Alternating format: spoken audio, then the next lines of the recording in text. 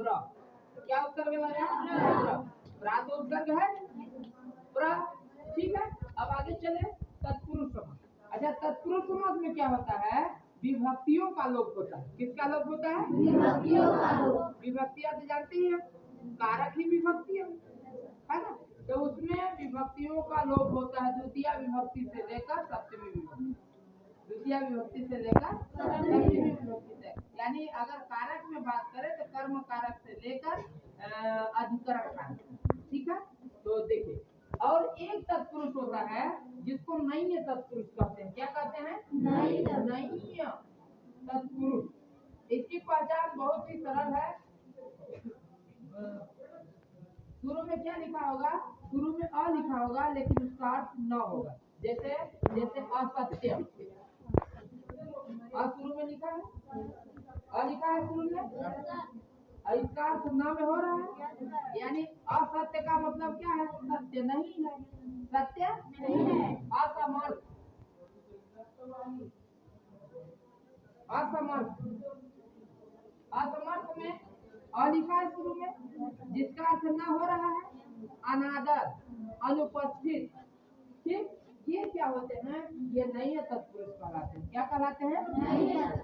आप पहचान कैसे करोगे? शुरू में अ लिखा होगा, लेकिन उसका अर्थ जो है नाम में होता होगा, तो वो कौन सा तत्पुरुष हो जाएगा? तो नैय तत्पुरुष समास हो जाएगा।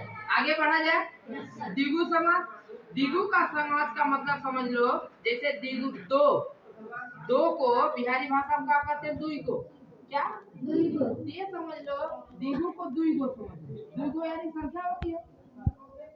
जहाँ संख्यावाची हो और समूह के अर्थ में हो, उसे हम कौन समास कहते हैं? द्विगु समास। जैसे सप्तऋषि, 7 ऋषियों का समूह हुआ ना।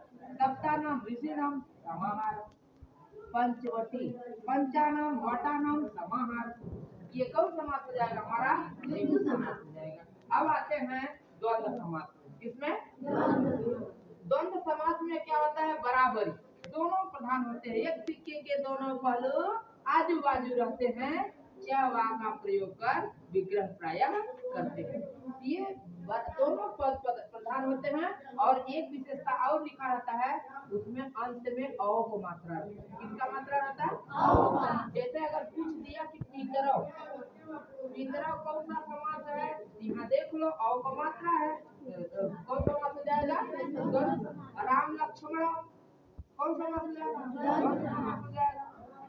राधा कृष्ण द्वंद्व समास हो जाएगा ना।